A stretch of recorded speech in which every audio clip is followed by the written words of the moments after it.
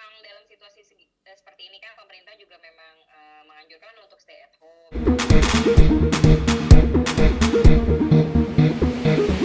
gitu kan, di rumah aja, dan memang sudah dijalankan. Jadi aku sendiri kan memang rutin olahraga gitu kan.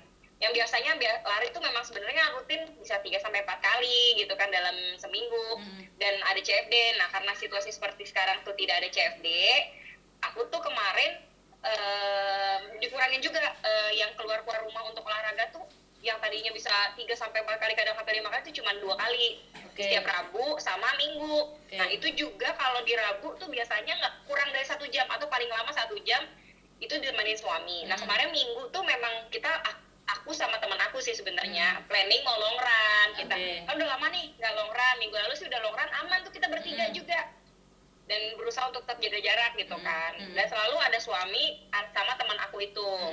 Kebetulan karena kemarin itu situasinya aku kesiangan, jadi teman aku tuh udah mulai duluan. Terus kita fan live location aja, nanti kita ketemu tengah-tengah ya, kamu juga mulai dari rumah aja, jadi lumayan potong jalan kan. Kita sebenarnya planning dari awal tuh sebenarnya mau 21 kilo gitu kan, cuma karena kesiangan dan panas ya udahlah sekuatnya aja. Nah suami kan emang nggak berniat pengen ikutan lari long run, jadi dia bilang ya udah kalau gitu kamu long run, kan udah janjian nih sama teman kita itu, nanti ketemu tengah-tengah, aku tungguin di titik finish ya. Titik finishnya emang kita udah janjian di sebuah masjid lah, daerah Bintaro di sektor 9 situ gitu kan. Nah udah planning di situ, ketemuan. Jadi bukan berarti emang lari sendiri sebenarnya, ini karena kondisinya kesiangan gitu kan.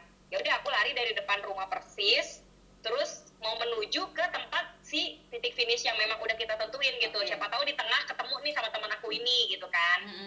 Kan suka papasan tuh, mungkin pas lagi di mana gitu kan. Ya udahlah aku lari sendiri aja. Dan aku percaya diri, kenapa aku lari sendiri? Pertama kan memang dalam situasi seperti ini kan kita nggak boleh lari berkerumun ya.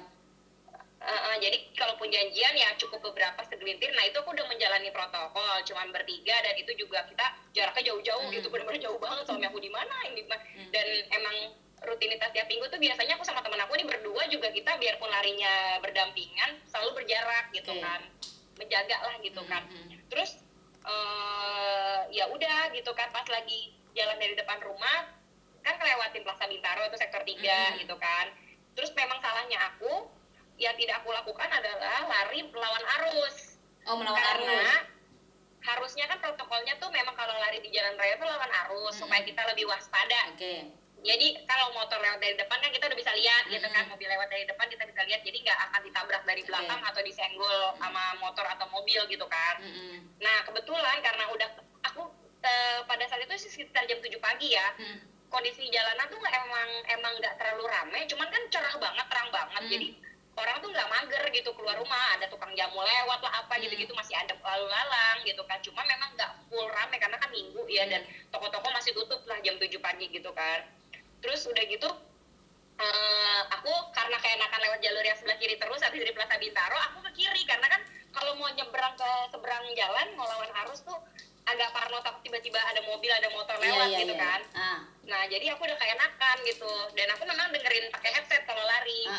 Sebenarnya headsetnya sendiri juga nggak kenceng-kenceng banget bunyi musiknya sih, masih bisa dengar suara mobil dan motor gitu kan, supaya waspada. Jadi aku makanya nggak kepikiran tuh pas ada suara motor di belakang, aku pikir yang namanya di jalan raya wajar aja ada suara motor atau mobil di belakang kan gitu kan. Pas aku lagi dalam kondisi aku lari gitu loh, bukan dalam kondisi aku lagi duduk atau lagi berhenti. Pas lari tiba-tiba ada yang nyomot seret gitu. Pas aku nengok gitu kan, aku pikir teman aku nepok atau gimana, tapi kok bagian dada pas aku nengok kaget karena pakai helm, terus pakai jaket hitam, pakai motor gitu kan. Terus dia dan kejadiannya tuh super cepet, jadi cuman kayak orang jambret gitu loh, kalau ada jaket kan set gitu kan. Jadi aku tuh karena shock juga, aku cuma bilang astagfirullahaladzim. Terus dia kan cuma nengok, dia sempat jalan di depan aku terus nengok ke belakang gitu kan, terus sempat nengok ngeliat aku gitu, terus dia langsung kabur gitu, ngebut gitu kan. Nah tukang jamu yang di depan aku yang naik sepeda itu nengok juga, dia sih nggak nanya. Terus aku cuma bilang, Bu, ibu lihat nggak tadi itu orang yang naik motor tadi megang dada saya gitu.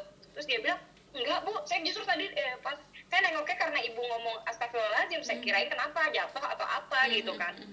Jadi karena kejadiannya super cepat juga, nggak tahu maksudnya kalau dari depan aku kan aku cuma bisa ngeliat si tukang jamu, dan dari belakang aku nggak tahu apakah ada saksi mata atau apa aku nggak tahu, karena kan biasanya orang cuma bisa ngeliatin doang gitu loh, karena kejadiannya tuh super cepet banget gitu. Jadi dan yang salahnya aku tuh reaksi pertamanya aku dengan kejadian kayak gitu tuh bukannya aku ngambil handphone foto, kan paling enggak kan harusnya tindakan preventifnya gitu ya, buru-buru nih gitu kan foto, karena memang ya maksudnya shock aja, belum ada info sebelumnya di daerah situ juga seperti ini gitu kan. Terus juga apa namanya ya intinya belum pernah ada pengalaman lah mengenai masalah ini. Aku cuman telepon suami, ini ada kejadian kayak gini-gini, ya suami akhirnya nyusulin, terus ketemu dia baru sama teman aku ternyata malah aku pikir di depan aku, ternyata mereka dia di belakang aku gitu. Baru ketemu, jadi ya semua udah terlambat, pas mereka datang malah udah nggak ketemu gitu. Dan aku juga banyak kemarin gara-gara share kayak gini sih sebenarnya sih nggak ada tujuan apa-apa ya, bukan mau cari sensasi atau cari perhatian atau gimana. Lebih kepada sih ini sih share kayak gini kan ngasih info. Biasanya orang kan kalau ketika punya info misalnya mengenai COVID-19, jadi kan ada tindakan preventif gitu loh. Dengan adanya info orang jadi lebih waspada. Jadi paling nggak kayak kita kan COVID-19 pakai masker, hand sanitizer gitu-gitu. Nah kayak gini kan paling nggak jadi orang aware gitu loh.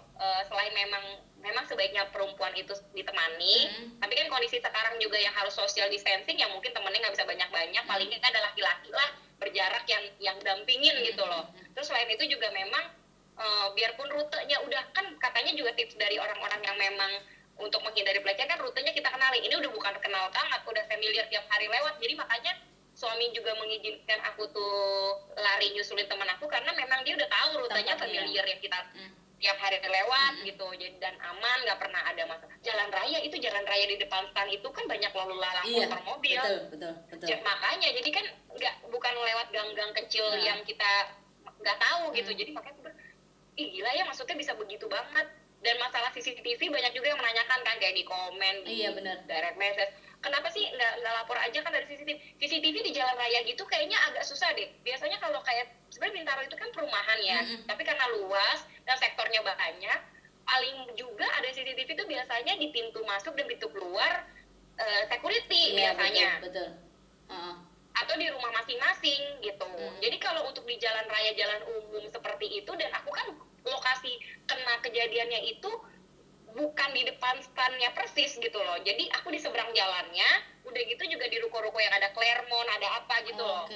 Jadi memang aku kan cuman ngasih tahu sekitaran stand gitu, karena orang taunya kan pasti stand gitu kan. Jadi maksud aku biar orang tuh aware aja, hati-hati, mungkin daerah sini takutnya kejadian lagi gitu loh. Sebenarnya sih lebih ke buat awareness buat orang-orang aja. Dan ini sebenarnya juga aku kasih info ini, share tuh buat waspada ke semua pihak ya. Nggak cuma wanita, pria juga bisa aja terjadi. Soalnya teman aku juga kejadian kan naik sepeda, tiba-tiba dipakai celurit kakinya, sampai dia jatuh, sepedanya diambil gitu kan. Nah karena kan mereka tahu sepeda harga sekarang mahal banget kan, hampir lebih dari harga motor gitu kan. Jadi maksud aku sih dengan ada kayak gini, maksudnya ya buat masyarakat siapa tahu kan untuk bisa lebih aware lagi, memang di rumah aja tuh selain memang untuk waspada kesehatan, kita juga bisa lebih terjaga dari ya maksudnya kena wabah gitu si COVID-19 ini. Ya mungkin ada baiknya juga ya untuk dari menghindari diri dari kriminalitas yang ada gitu. Apalagi sekarang kan udah mau ini ya Ramadan gitu kan. Biasanya umumnya aja kan memang banyak kriminalitas meningkat gitu kan. Jadi lebih baik ya maksudnya dikurang-kurangin lah gitu. Kalaupun memang harus keluar, sebenarnya aku juga keluar rumah itu rutinitas tiap minggu. Aku selain memang olahraga lari sama suami, memang kan ke pasar tradisional beli stok makanan seminggu sekali, karena memang karena kan jarang keluar rumah nih selama seminggu ke depan gitu. Jadi sebenarnya gitu. Cuman kan kadang orang kenapa sih emang harus keluar rumah sekali gitu kan? Karena mereka kan nggak tahu sebenarnya background alasan aku tuh kenapa gitu kan. Justru suami berpikiran aku jadi tanya dulu, akunya kenapa nggak, tapi nah karena kejadiannya super cepat, jadi memang sebenarnya sih nggak kenapa gitu. Nah yang aku khawatirkan kalau kita nggak share dan speak up mengenai masalah ini, jadinya maksudnya jadi orang menyepelekan. Kan biasa kalau orang yang pervert gitu atau mungkin orang yang jahat gitu ya, kemarin gue melakukan itu berhasil gitu, nanti level kejahatannya meningkat. Yang kita takutkan kan itu gitu, misalnya dia ngajak temennya gerombolan gitu kan serem, atau misalkan bisa terjadi penculikan.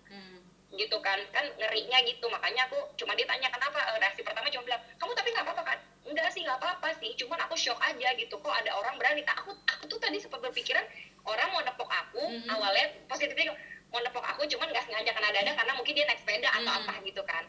Cuman sebenarnya kan orang bisa aja manggil gitu kan, kalau emang orang teman kan nggak harus nyentuh bagian, apalagi bagian yang pribadi. Memang pribadi gitu kan. Ini udah, terus aku pas kaget, makanya pas lihat berhelm dan pakai jaket naik motor langsung astagfirullahaladzim. Terus nggak kepikiran aja tuh kenapa ya nggak foto gitu loh. Dan banyak juga laporan dari teman-teman yang lari di daerah Bintaro juga, ternyata memang kejadian kayak gini nggak cuman baru terjadi sama aku. Sebenarnya beberapa kali pernah terjadi gitu kan. Ada yang ditepok bokongnya lah. Terus ada yang memang ya dari verbal gitu kan. Terus juga memang pernah kejadian juga yang dekat McDonald sektor 9 itu sampai akhirnya nggak boleh ada yang polisi-polisi cepet-cepetan itu. Tadinya kan situ ada yang kayak bagi yang minta parkirin gitu kan. Nah sekarang karena pernah ada kejadian kayak gitu juga, orang naik motor perempuan berdua dicomot-comot juga.